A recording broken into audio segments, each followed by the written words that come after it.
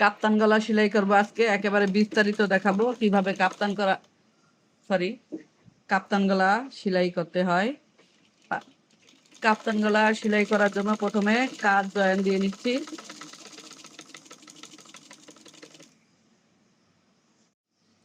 কাপ্তান গলার মূল যে উপাদান সেই হচ্ছে বেল। এই বেলটা আমি পেস্টিং দিয়ে করে নিয়েছি।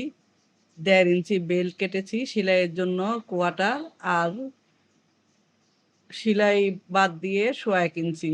বেলটা এখন আমি পাশ দিয়ে সেলাই করে নেব।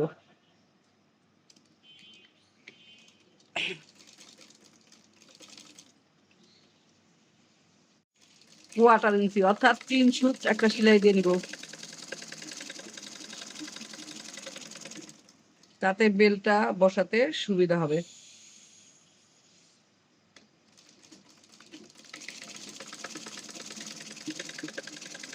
কাপ্তান গলা যারা না পারে তাদের জন্য কঠিন, কিন্তু গলাটা সুন্দরভাবে বেল বানিয়ে মাপ মতো করতে পারলে একদমই ইজি, কোনো রকমই সমস্যা মনে হবে না। জামার কাপড়টা মেশিনের ফিটের ভিতরে দিয়েছি, আর বেলটা নিলাম একদম সমান সমানের চেয়ে একটু বেশি রাখলাম। এখন 3 সুত চওড়া করে সেলাই করে নিব।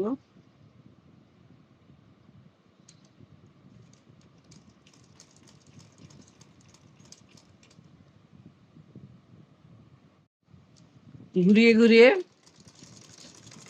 কাপ্তান গলা বেলটা সেলাই করে নিব।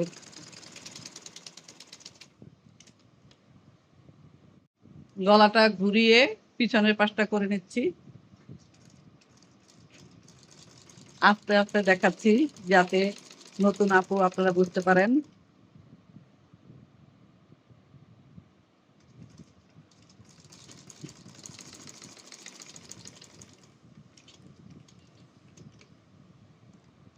এখন আবার ঘুরিয়ে নিলাম।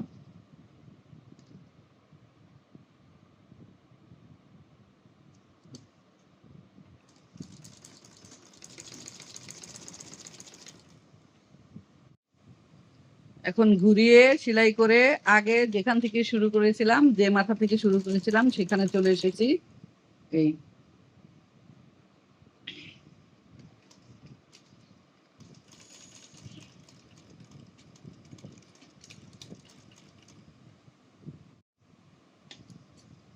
বাড়তি যে যতটুকু বেল ছিল কেটে দিলাম।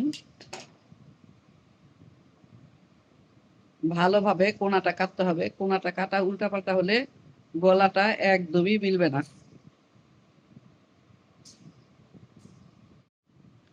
এখন উল্টিয়ে এই কোনাটা ভালোভাবে সেলাই করে দিচ্ছি,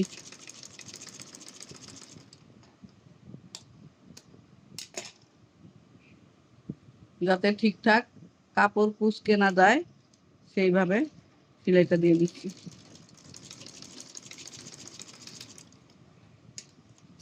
এইভাবে কাপড়টা কেটে ফেললাম। চারিদিকে ঘুরিয়ে ঘুরিয়ে একটা চাপ সেলাই মেরে দিচ্ছি।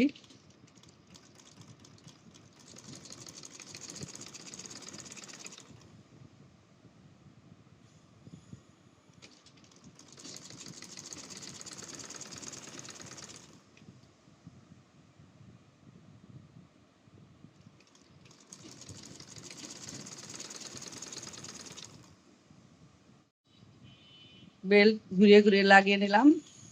এখন গলার পিছনে পট্টি লাগিয়ে নিচ্ছি।